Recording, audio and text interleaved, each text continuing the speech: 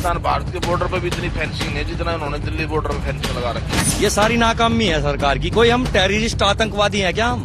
कितना दुर्भाग्यपूर्ण बात है। अरे कटीले तार बिछा रहे हो आप उनकी राहों। यार ये इतनी बुद्धि लोग कि भारत सब रोक कर रखेंगे। किसान ना हारा ना हार का जाएगा। सरकार को दिखाना चाह रहे 3 घंटे के लिए कि हम देश को बंद भी कर सकते हैं।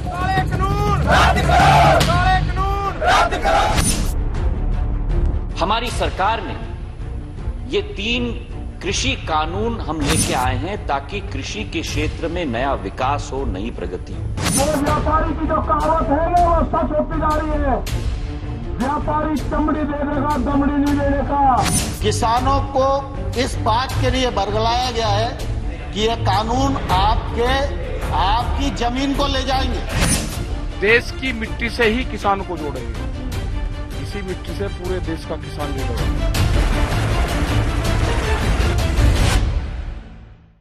नमस्कार, मैं हूं श्वेता सिंह और आप देख रहे हैं आज तक।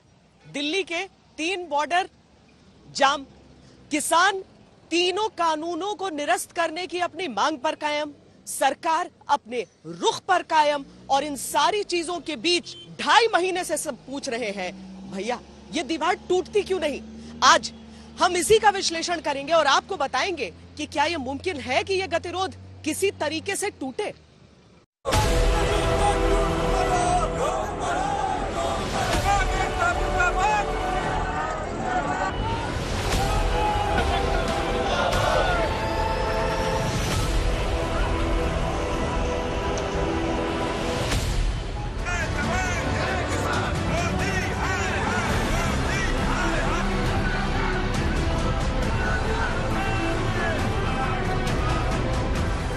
चक्का जाम हो गया, खुल भी गया, समाधान का रास्ता कब खुलेगा? हम भी समझ गए। अब सरकार हमारे से डर रही। हमने अपनी बिल वापसी की बात करी है। सरकार कान खोल कर सुन ले। अगर इस नौजवान ने गद्दी वापसी की बात कर दी तो क्या करोगे? थोड़ा मौसम भी बदला है, थोड़े तेवर भी बदले हैं, हालात कब बदलेंगे? जो मोदी जी नहीं मान रहे हैं ना, उनको मनवाने के लिए आए हैं यहाँ पे। इसका बहुत बड़ा लाभ देश के छोटे किसानों को, गांव के गरीब परिवारों को होगा। सरकार नरेंद्र मोदी जी का नेतृत्व पूरी तरह किसान। एक तरफ प्रचंड बहुमत की मजबूत सरकार,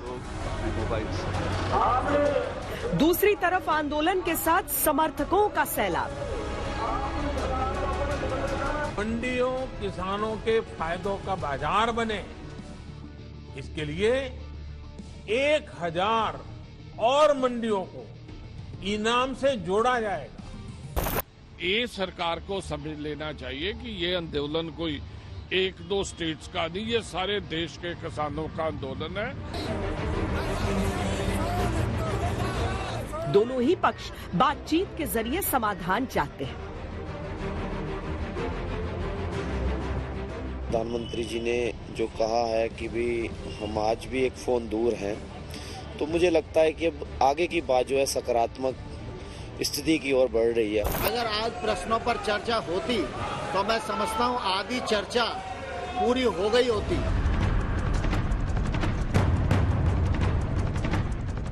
गतिरोध की दीवार फिर भी टूटती क्यों नहीं?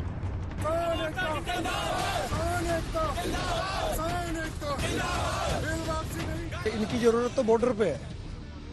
आप जो है चाइना बॉर्डर, उन बॉर्डरों पे लगाए सरकार ने। यहाँ तो किसान है, प्यार से अपना धरना कर रहे हैं, कोई झगड़ा थोड़ी है यहाँ। मैं पंजाब से आती हूँ, ये तो मैंने अपने बॉर्डर में पाकिस्तान के साथ नहीं देखा है। वो तो देश के दुश्मन हैं जो वहाँ से निकल के आ जाते हैं। ये बेचारे निहत्थे किसान हैं। हमने क्या किया है?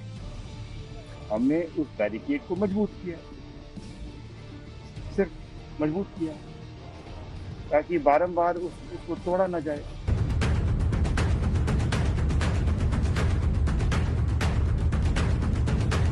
क्यों सारी जोर आजमाइश बेकार हुई जाती है? क्यों एक भी कोशिश समाधान तक नहीं पहुंच पाती है?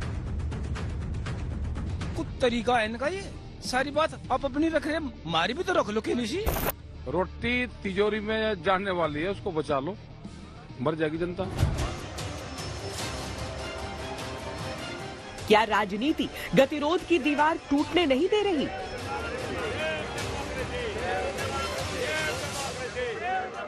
तत्व हैं जो चाहते हैं कि किसान न माने। कुछ लोग चाहते हैं किसान सड़क पर रहे, सरकार से बातचीत सफल न हो, और वो ऐसे लोग बहुत सी बातें कहते हैं। राहुल गांधी जी ने तो कह दिया वीर तुम बढ़े चलो, और किसान लाल किला की तरफ बढ़ गए और राहुल जी विदेश बढ़ गए। और क्या हुआ? उकसाना आसान है, गुमराह करना आसान है, समझाना मुश्किल होता है। क्या अंतर्राष्ट्रीय साजिशें समस्या सुलझने नहीं देना चाहती?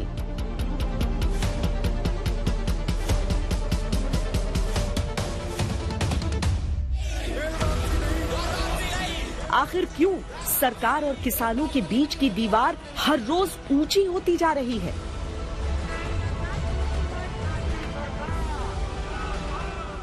सरकार और सरकारी कृषि कानूनों के विरोध का चक्का जाम ये संकेत दे गया कि आगे और लड़ाई है।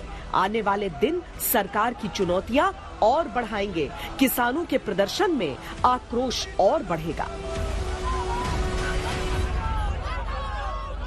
जो हमने कॉल दी है ये पूरे देश के लिए है। पंजाब, हरियाणा, यूपी, उत्तराखंड, केरल, कर्नाटक, उड़ीसा, सब जगह देश की मिट्टी से ही किसान को जोड़ेंगे। इसी मिट्टी से पूरे देश का किसान जुड़ेगा। आज की जो यह लड़ाई है, जथेबंदियां की जो अकाल थी कि 12 से 3 लाख का जो बंद है, तो वो आज हम कुला के अंदर इसलिए बंद कर रहे हैं कि जो हमारी जथेबंदी जो भी अकाल देती है, हम शांतिपूर्ण तरीके से उनका समर्थन में पाते हैं। किसान आंदोलन में शुरुआत से ही स्पष्ट किया गया कि कोई भी राजनेता यहाँ के मंचों पर नहीं आएगा और आ नहीं सकता है, उसे जगह नहीं दी जाएगी। लेकिन जैसे जैसे ये आंदोलन आगे बढ़ रहा है, वैसे वैसे राजनेता, राजनीतिक दल सब यहाँ पर पहुंच रहे हैं, और इस दीवार के टूटने में एक बहुत बड़ा अवरोध राजनीति भी है।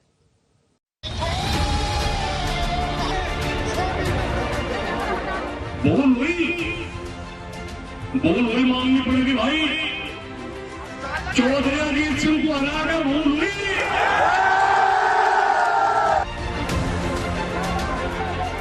हमने अपनी दिल वापसी की बात करी है। सरकार कान खोल कर सुन ले।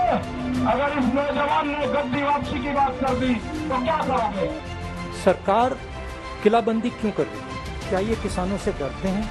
क्या किसान दुश्मन है?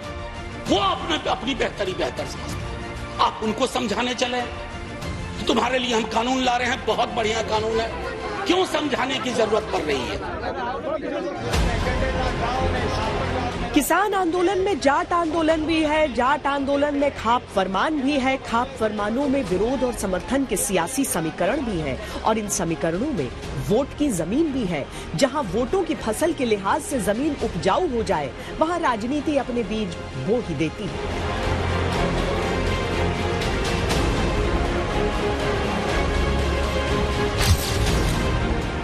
सरकार कह रही है बिना आग के धुआं है। हालांकि किसानों का कहना है कि अगर कानून लाने की हड़बड़ी की जगह सरकार ने संवेदनशीलता से काम किया होता तो आज ये नौबत न आती। दीवार में ईंट ईंट विवाद जुड़ा तो चंद ईंटों का योगदान तो सरकार का भी है। और मैं किसानों से कहना चाहता हूँ, हम सब आपके साथ हैं। एक इंच पीछे मत हटिए, एक इंच पीछे मत हटिए। ये आपका भविष्य है, इसके लिए आप लड़िए। और ये जो 4, 5, 10 लोग हैं, ये जो आपका सामान, आपका भविष्य चोरी करने की कोशिश कर रहे हैं, इनको आप नहीं चोरी करने दीजिए, और हम आपकी पूरी मदद करेंगे।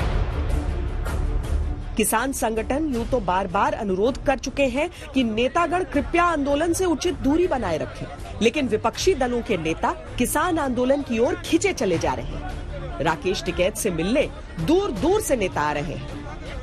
राजनीतिक आंदोलन नहीं है, सबको विरोध किया था, कोई राजनीतिक पार्टी या दल यहाँ न आए। सबका किसी को मंच पर नहीं आने का ये भी आए हैं और मंच और माइक पर नहीं। और जब 26 तारीख के बाद जिस तरह से यहाँ दहशतवाद हो गया, यहाँ जिस तरह से सबको कुचलने की कोशिश की हमारे किसानों को, टिकैत साहब को, तो हमको लगा कि हमारी ये जिम्मेदारी बनती है, हमारा कर्तव्य बनता है महाराष्ट्र के लोगों का कि उनके साथ खड़े रहे, उनको हमारी संवेदना दे। गाजीपुर बॉर्डर के कीलों कांटों का जायजा लेने के लिए सांसदों का पूरा दल पहुंचा। राजनीति की दीवार थोड़ी और ऊंची हुई। सुखी भव जो हमको खाना देता है, अन्नदाता को ही भगवान मानने वाले हम लोग हैं और यही संस्कार हम पे हुए हैं। और ये जो हमारा अन्नदाता है वो अगर अनशन पे बैठा है तो वहाँ किस हाल में है, किस तरह ये जुल्म उन पे ये केंद्र की सरकार कर रही है, उनके साथ हम खड़े। कांग्रेस महासचिव प्रियंका वाड्रा उत्तर प्रदेश के रामपुर के डिबडिबा गांव पहुंची और 26 जनवरी को दिल्ली की ट्रैक्टर रैली में जान गंवाने वाले किसान नवरीत सिंह की अंतिम अरदास में शामिल हुई। कांग्रेस ने दिल्ली पुलिस के दावे को खारिज करते हुए आरोप लगाया था कि किसान की मौत पुलिस की गोली से हुई। हालांकि पोस्टमार्टम रिपोर्ट से यह साफ हुआ कि नवरीत की मौत बैरिकेडिंग तोड़ते समय ट्रैक्टर पलटने से हुई थी। अपने परिवार से बात की, दादाजी से भी, पिताजी से भी बात की। उनका स्पष्ट ये कहना है कि एक न्यायिक जांच होनी चाहिए, निष्पक्ष जांच होनी चाहिए। बहुत क्लियरली उन्होंने कहा कि हम पूरी तरह से किसानों के साथ खड़े हैं। भारतीय राजनीति की मासूमियत देखिए, सत्ता और विपक्ष दोनों किसान के साथ खड़े हैं। दोनों पक्षों की पूरी हमदर्दी किसानों के साथ है, लेकिन बयानों से अलग समर्थन और विरोध के जो सिलसिले हैं वो किसी नतीजे पर पहुंचने की पहल करते ही नहीं। शोर और हंगामों का मौसम वोटों की फसल के लिए शायद अच्छा होता है, लिहाजा किसी को दिक्कत होती है तो होती रहे। दिलों की जो दीवारें हैं वो सड़कों तक आ चुकी हैं। 26 जनवरी को जो कुछ हुआ और उसके बाद यहाँ इस सिंघू बॉर्डर पर 27 जनवरी को जो कुछ हुआ, जिस तरीके से अविश्वास को पैदा किया गया, उस कारण अविश्वास की भी एक नई दीवार खड़ी हुई है, जिसे तोड़ना इस समय सबसे ज्यादा मुश्किल साबित होगा।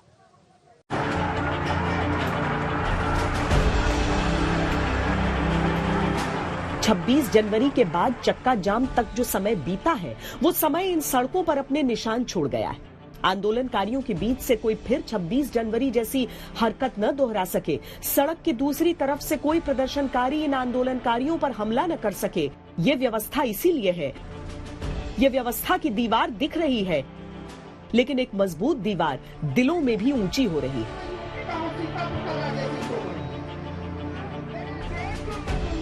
मल्टी लेयर बैरिकेडिंग, बीच में सीमेंट के डिवाइडर्स, उनके बीच में कंक्रीट, उसके दोनों तरफ 10-12 लोहे के बैरिकेड्स की लेयर, बैरिकेड्स के ऊपर कटीले तारों की फेंस। कीलें तो उखाड़ दी गई, दूरियां बनी रही। हमारे रोज के काम रहे, हम तो किसान आदमी, रोज बलकट्टी भी लगाया हमारा, फावड़े भी लगाए, तो तार हैं, इनसे क्या हुए? फावड़ा क्या गिरा आदमी का 1 फुट लंबा रहे, पाँव में लग जाए, उससे बिना अगर दानते ये जाट। तो किसान पीछे हटने को तैयार नहीं, प्रशासन को ढिलाई मंजूर नहीं, पानी के टैंकर हटा दिए गए, मोबाइल टॉयलेट्स हटा लिए गए, एक्सपेरिमेंट के तौर पर लाठियां स्टील की आ गई। बहुत भ्रम टूट रहे हैं, नहीं टूट रही तो दीवार। यहाँ औरतों को टॉयलेट की बहुत ज्यादा समस्या है। हम पहले यहाँ पे जाते थे रसोई ढाबे में, अब वो भी बंद हो चुका। अब हम कहीं कहीं जाते हैं, मतलब करने की जगह नहीं मिलती, टॉयलेट कहीं भी बहुत ज्यादा परेशान है जी। नहाने की प्रॉब्लम है, लेडी जाती है जो पंजाब से, उनको भी बहुत परेशानी होती है। और जो इधर उधर से मतलब हम सेवा में आते हैं तो टॉयलेट की और जी पानी की दिक्कत है। किसानों का आरोप है कि सरकार उनके हौसलों को पस्त करने की कोशिश कर रही है। पुलिस का कहना है कि 26 जनवरी के बाद ढील देना संभव नहीं। जय जवान जय किसान वाले देश में दोनों के बीच दूरियां भी बढ़ रही हैं, दीवारें खड़ी होती जा रही हैं। चक्का जाम से इतना तो स्पष्ट होता है कि इस आंदोलन को तेज करने के नए नए विकल्प कम नहीं है। सरकार के पास कितने विकल्प हैं ये सरकार ही जाने, लेकिन किसानों के पास ऐसे तमाम रास्ते इस समय मौजूद हैं जिसके जरिए इस आंदोलन को वो अभी बहुत लंबा खींच सकते हैं। नाई को छोड़कर बड़े बनकर और आप इन किसानों को इनकी मांगों को मानते हुए इन तीनों कानूनों को वापस करें। भारत सरकार किसी भी संशोधन के लिए तैयार है, इसके मायने ये नहीं लगाना चाहिए कि किसान कानून में कोई गलती है।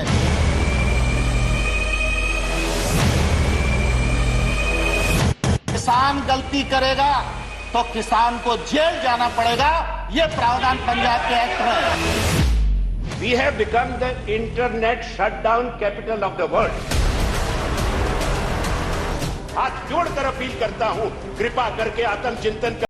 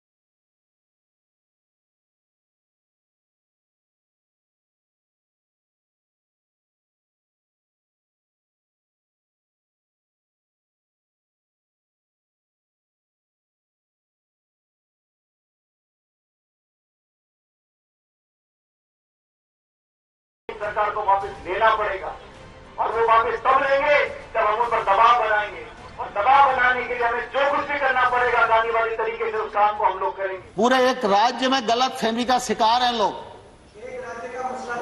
एक ही राज्य का मसला है।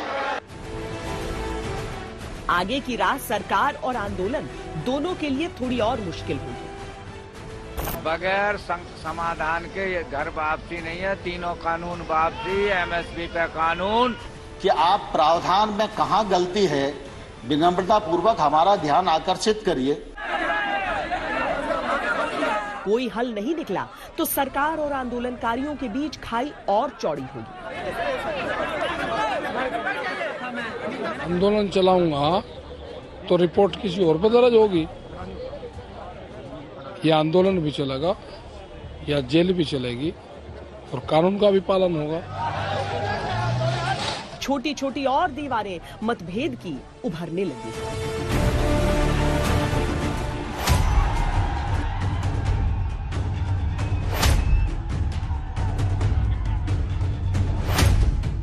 सवाल उठता है कि क्या इस आंदोलन का कोई समाधान नहीं है, या समाधान के रास्ते पर कोई चलने को तैयार नहीं है। 11 दौर की बातचीत के दौरान कई ऐसे अवसर आए जब ये लगा था कि समाधान अब दूर नहीं।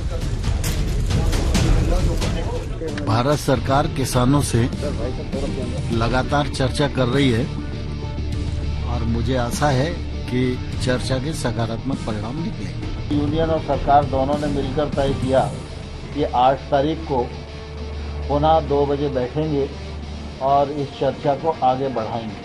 चूंकि सरकार और किसानों के बीच में वार्ता चल रही है और इसलिए आज वार्ता की तारीख तय थी, तो किसानों के साथ वार्ता हमारी जारी है और हम लोग लगातार इस बात की कोशिश कर रहे हैं कि किसानों से चर्चा के माध्यम से कोई रास्ता निकल आए। जो चर्चा आज हुई है, यूनियंस उस चर्चा को आगे बढ़ाने का प्रयत्न करेंगी। सरकार से उनकी अपेक्षा क्या है, कानून में किसानों के प्रतिकूल क्या आता है, इस पर डिस्कस करके वो कुछ मसौदा बना के अगर सरकार को दें तो सरकार उस पर खुले मन से विचार करने को तैयार है।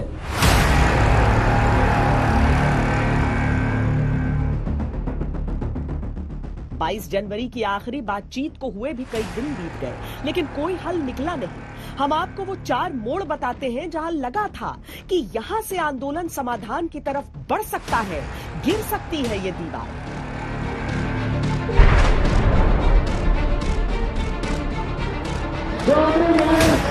दिसंबर की सर्दियां जब कड़ाके की हुई, तब सरकार की तरफ से बयान आया कि सरकार कानून में संशोधन के लिए तैयार है, तब कुछ सुझाव दिए। अगर कानून लागू होने के बाद भी एमएसपी की घोषणा हुई, एमएसपी पर सरकारी खरीदी हुई, उन्हीं मंडियों में हुई, तो क्या कोई समझदार इस बात को स्वीकार करेगा कि एमएसपी बंद हो जाएगी? और इसलिए मैं कहता हूं, इससे बड़ा कोई झूठ नहीं हो सकता। अन्य कुछ फसलों को एमएसपी के दायरे में लाने का वादा किया गया। आज एमएसपी में बढ़ोतरी की गई, 375 रुपए से ज्यादा बढ़ोतरी करके अब जो मिलिंग कोपरा होता है, मिल में जाता है, वो 10,335 हो गया है। मंडियों पर इन कानूनों का असर न होने का भरोसा दिया गया। एमएसपी जो है वो इंटरनेशनल प्राइस से और मार्केट प्राइस से ज़्यादा हो गई। तो हम लोग स्वामीनाथन कमेटी का रिपोर्ट हमने स्वीकार किया और हर साल एमएसपी को बढ़ा रहे हैं। अब 3.5 लाख करोड़ अंदाज से हमने केवल किसानों के जेब में एमएसपी के डिफरेंस के रूप में डाले हैं। क्या इसके पहले कोई पार्टी की इतनी सरकार थी इन्होंने ये किया है? सरकार ने तब 1-2 साल तक कानूनों को समझने की अपील की थी। न समझ आने पर कानून वापस लेने की विचार की बात कही। नहीं, मैं तो किसान भाइयों से मैंने अपील की थी। आपने कहा था कि हम एक दफा चला के देखें, दूसरा चला के देखें। सर, मैंने यही अपील की थी, सरकार के साथ बैठकर बातचीत करें, आवश्यकता पड़े तो एग्रीकल्चर से संबंधित जो एक्सपर्ट्स हैं, एक्सपर्ट्स को साथ लेकर क्लास बाई क्लास जो है डिस्कशन करें। जहां भी आवश्यक होगा इन तीनों कानूनों में संशोधन करना और संशोधन करने के लिए सरकार तैयार है। मैंने पहले भी कहा।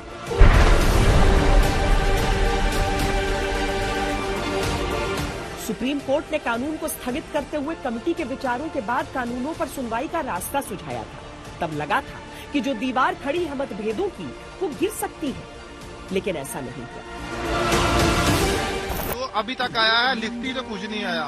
ये आंदोलन को ठंडा करने के लिए, किसानों को घर भेजने के लिए हो रहा है, पर जो किसान की मांग है, तीनों कानून जो है वो रद्द होना चाहिए। उच्च न्यायपालिका के द्वारा एक फैसला आया है, इस फैसले का हमको सम्मान करना चाहिए। यदि उन्होंने कोई कमेटी बनाई है तो भले ही कमेटी के लोगों से आप सहमत हों अथवा असहमत हों, लेकिन चूंकि इस देश की सबसे बड़ी सर्वोच्च न्यायपालिका के द्वारा वह कमेटी बनाई गई है, कम से कम न्यायपालिका के प्रति सम्मान व्यक्त करते हुए आप अपनी बात उनके सामने रखें।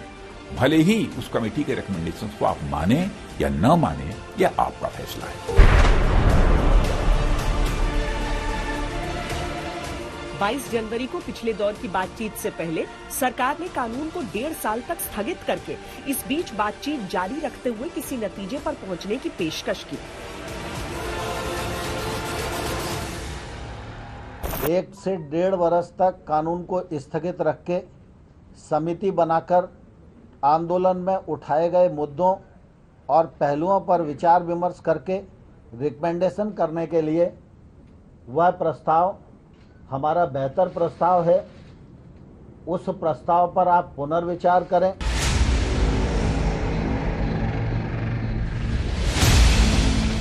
लेकिन जब बातचीत की सारी कोशिशें व्यर्थ गई और बजट सेशन से पहले प्रधानमंत्री मोदी ने एक फोन कॉल की दूरी पर होने की बात कही, तब भी लगा शायद दीवार गिर जाए।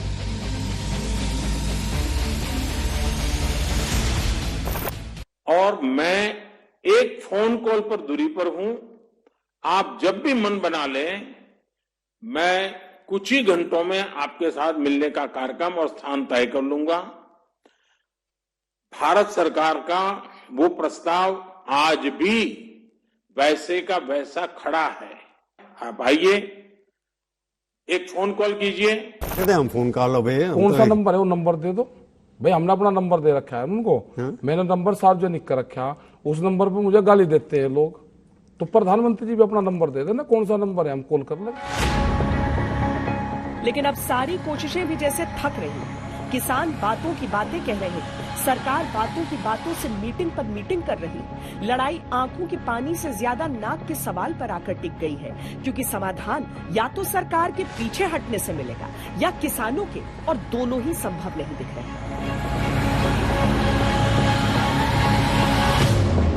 देश के बड़े हिस्से में आंदोलन के साइड इफेक्ट्स दिखने लगे। असर उत्पादन और सप्लाई पर पड़ने लगा, यानी एक नया मोर्चा परेशानियों का खुलने लगा।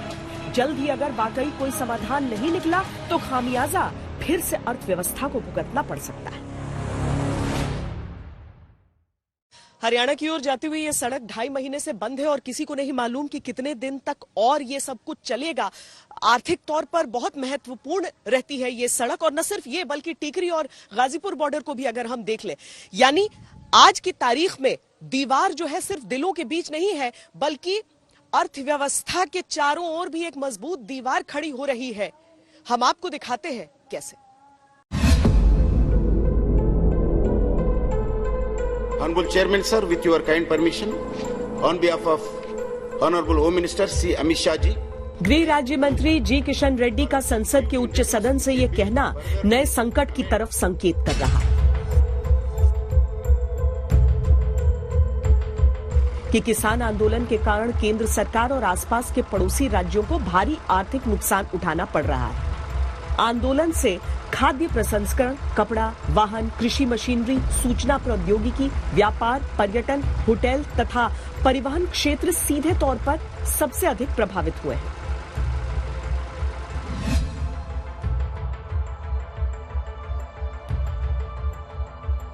वित्त संस्थाएं भी राजनीति के बीच मझधार में फंसे आंदोलन के बाद पैदा होती जा रही स्थितियों से चिंतित हैं। एसोचैम की एक रिपोर्ट के अनुसार दिसंबर के अंत तक हर दिन किसान आंदोलन से देश को करीब 3,500 करोड़ रुपए का नुकसान हो रहा था। ये आंकड़े किसान आंदोलन के 1 महीने पूरे होने पर आए थे। अब तो ये 2 महीने से ज्यादा हो गया। कॉन्फेडरेशन ऑफ इंडियन इंडस्ट्रीज का भी कहना है कि कोरोना के बाद पटरी पर लौट रही अर्थव्यवस्था को किसान आंदोलन से नुकसान हो सकता है।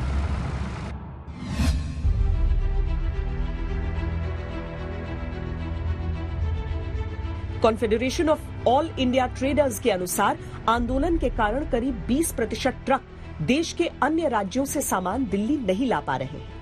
इसके चलते दिल्ली से अन्य राज्यों को भेजे जाने वाले सामान पर असर पड़ रहा है। दिल्ली में रोज लगभग 50,000 ट्रक देश भर के राज्यों से सामान लेकर आते हैं और करीब 30,000 ट्रक दिल्ली से बाहर दूसरे राज्यों के लिए सामान लेकर जाते हैं। आंदोलन की वजह से रास्ते बंद हैं, ट्रकों की आवाजाही या तो बंद है या फिर बहुत कम हो गई।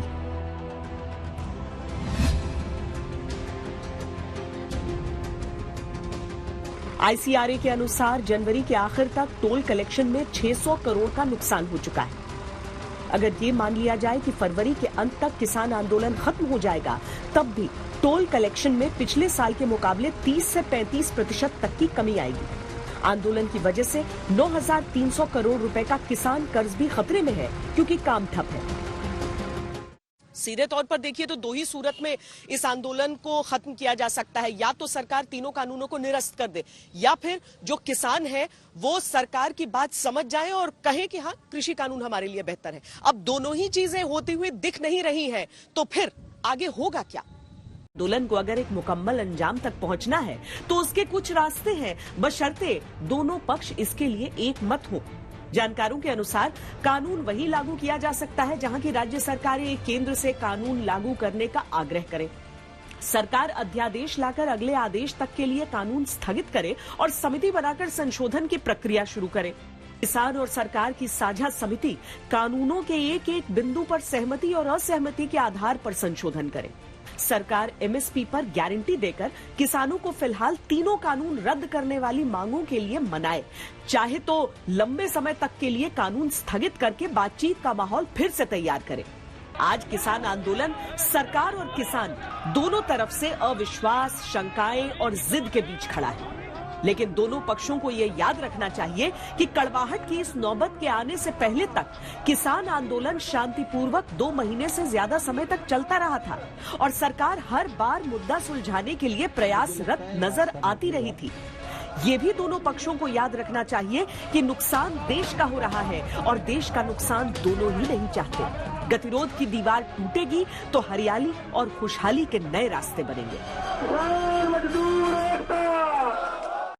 कोई भी सकारात्मक आंदोलन एक लोकतंत्र के स्वास्थ्य के लिए अच्छा होता है, लेकिन कोई भी आंदोलन अनिश्चित काल के लिए नहीं चल सकता। समाधान बहुत जरूरी होता है सबके हित में।